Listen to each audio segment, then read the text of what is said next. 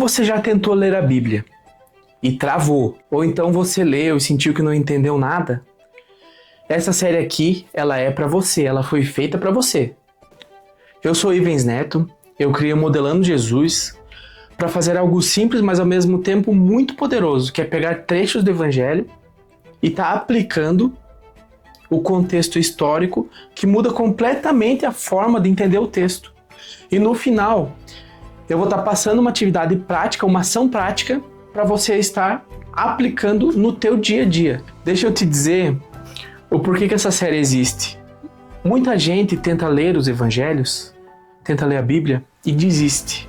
Não porque não ama Deus, ou porque não quer, ou porque não tem vontade, mas porque ler um texto de 2000 anos atrás, com a cabeça de hoje, é difícil. É normal, é difícil de entender. Só que tudo aquilo que é bom é difícil. Existe uma chave chamada contexto histórico. Quando você entende a cultura, a linguagem, os costumes e o cenário daquele tempo, o texto ele começa a se abrir, você começa a entender a Bíblia, entender os evangelhos de uma outra forma, de uma outra maneira. O que parecia confuso fica claro. O que parecia distante vira um negócio pessoal. O que parecia teoria vira prática.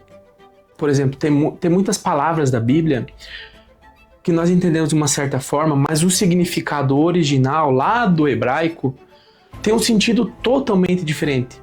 E isso acaba gerando uma confusão totalmente normal. Essa vontade nasceu no meu coração enquanto eu estava escrevendo meu livro, A Resposta da Pergunta que Vale Milhões, que é um livro que fala sobre identidade e propósito. Porque eu percebi que o caminho da transformação, o caminho da prosperidade verdadeira, ela começa num ponto. E esse ponto é a revelação da nossa identidade. Ninguém revela mais a nossa identidade do que Jesus Cristo.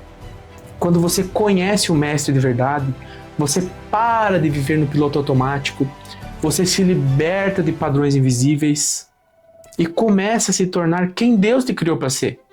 E como é que vai funcionar essa série? Como é que vai ser? Eu recomendo fortemente que você leia o trecho do dia, que eu vou deixar sempre na descrição, qual que é o trecho que está sendo lido. Depois, você vai assistir o vídeo correspondente e no final, você pratica. Faz de fato as atividades que são atividades profundas, porque entender sem aplicar não muda nada, não gera resultado, não gera mudança, você não modela Jesus. E volta no próximo episódio, porque essa série é uma construção diária. Ela é um passo a passo de como ler a Bíblia e melhor, de como entender a Bíblia. Esse é um convite que eu faço para você caminhar junto comigo, para você entender Jesus, para você modelar Jesus, entender como ele pensava, como que ele agia, para você se aproximar de Deus. Eu preciso te avisar só uma coisa. Se você levar isso realmente a sério, a tua vida nunca mais vai ser a mesma. Você vai começar a viver o extraordinário. Você vai entrar em um outro patamar. Você vai mudar a sua história e a história de quem está próximo de você. Bora começar então o nosso primeiríssimo episódio do Modelando Jesus. Eu estou muito animado, estou muito feliz. E a gente vai começar pelo Evangelho de Mateus. O trecho de hoje, ele é do capítulo 1 até o capítulo 2, versículo 12. A história ela começa muito antes do nascimento de Jesus. Mateus ele faz questão de mostrar que Jesus é que ele não surge do nada. Ele vem de uma longa linhagem de gente comum, com erros, com acertos, com histórias quebradas, assim como todos nós. Quando Jesus nasce, não é num palácio e nem cercado de poder. Ele nasce de uma forma muito simples, cercado por tensão, expectativa. Enquanto os líderes religiosos em Jerusalém nem percebem nada, os sábios estrangeiros seguem um sinal enviado por Deus e chegam até ele e são os primeiros a reconhecer Jesus como Filho de Deus. Desde o início fica muito claro que Deus está agindo já na história, mas não do jeito que as pessoas esperam. O rei que está nascendo ali, ele não vem para ser um rei igual aos outros, um rei de dominância. Ele vem para se aproximar das pessoas, para libertar as pessoas. Analisando o contexto histórico-geográfico, essas primeiras passagens que Mateus relata se passam na Judéia e na Galileia, mais especificamente em Belém, que era uma cidade pequena ligada ao rei Davi, e hoje se encontra na Cisjordânia, e também se passava em Jerusalém, que era um centro político religioso, e hoje é uma capital disputada de Israel. Tudo isso ocorre no século I a.C., sob o domínio romano. O clima social da época ali era um clima de tensão, de expectativa, era um misto de pressão, de opressão romana, de expectativa por um libertador, que era o Messias, de uma religiosidade muito rígida. Mateus ele escreve para os judeus para responder uma pergunta que eles tanto faziam, que a pergunta é: será que Jesus é o Messias? Os primeiros capítulos e os primeiros versículos do Evangelho de Mateus falam da genealogia de Jesus. O povo ali, eles esperavam um Messias, talvez não no sentido espiritual abstrato. Eles esperavam alguém que restaurasse a dignidade, alguém que trouxesse justiça, alguém que reorganizasse a vida das pessoas e que devolvesse a esperança. Afinal, Roma tinha um regime muito opressor, muito tirano, e o povo judeu também sofria com uma religiosidade extrema. E é por isso que ele começa a história do jeito que o povo entende, falando de origem, da linhagem, da história. O que está acontecendo aqui? Mateus começa com uma lista de nomes, ligando Jesus a Abraão, que está diretamente relacionada a promessas, que Abraão é reconhecido como o pai da fé, e também está ligando Jesus ao rei Davi, que tem essa simbologia com uma ligação a reinado. Então perceba, promessa e reinado. Davi foi considerado o maior rei da história, foi considerado um homem segundo o coração de Deus. Então tudo tem uma simbologia, tudo está interligado. E por que isso importa? Tá, Ives, por que isso importa? O que tem a ver isso? O que tem a ver a genealogia? Porque para o povo judeu, a identidade, a legitimidade, eles vinham da história. A mensagem é que Jesus entrou na história real. Ele não surge do nada. Mateus está falando assim: olha pessoal, Jesus, ele tem um passado.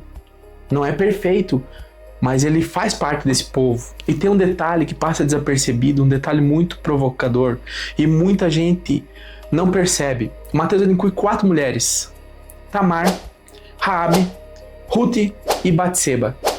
Essas mulheres, elas são marcadas por histórias de estrangeiridade, algumas delas não eram do povo judeu.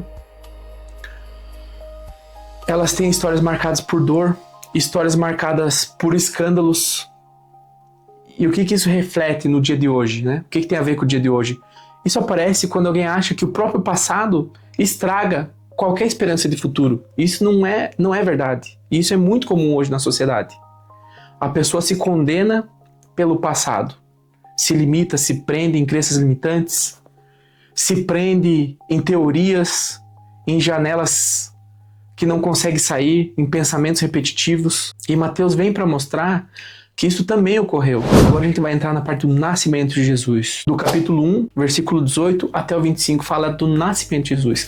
Aqui Mateus mostra uma parte muito humana, que se tratava de uma gravidez inesperada, de um homem confuso, com medo, prestes a ir embora, que era José, de uma decisão difícil que ele tomou em silêncio. Aqui José, ele não é um herói religioso, ele é uma pessoa comum, é um carpinteiro, um trabalhador, um pai de família. Ele é alguém tentando fazer a coisa certa, mesmo sem entender tudo. E isso aqui importa muito. Mas por que, Vince? Por que importa? O que é a mensagem direta dessa passagem? O que quer dizer isso para você hoje? O que quer dizer para você hoje? Fazer o que é certo nem sempre vem com clareza total. Às vezes vem só com a responsabilidade. Às vezes você precisa só confiar e dar o primeiro passo.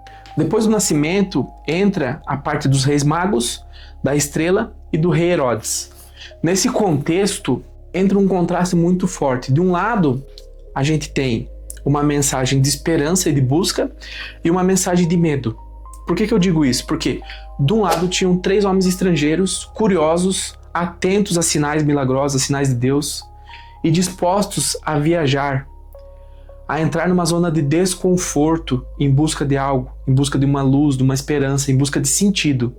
E do outro lado tinha um rei, o rei Herodes, um rei instalado no poder, um rei inseguro, Um rei tirano que se sentiu ameaçado pelos boatos do nascimento de um menino rei e com medo de perder o controle. Herodes estava com medo e toma atitudes depois que a gente vai ver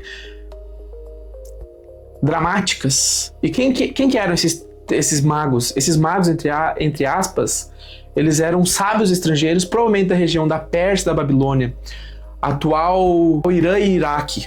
Os primeiros a reconhecer Jesus, eles não vêm do sistema religioso. A estrela, ela tem uma linguagem simbólica no sentido de direção, de luz. E cada presente que os reis magos entregam também tem um significado, uma simbologia. O ouro, ele remete à realeza, o incenso, ele remete à espiritualidade, a mirra remete ao sofrimento humano.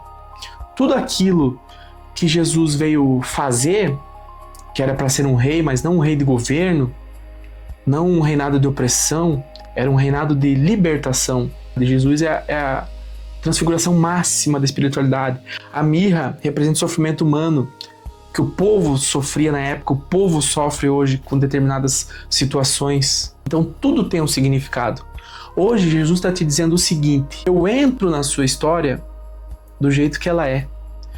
Eu não preciso do seu controle perfeito.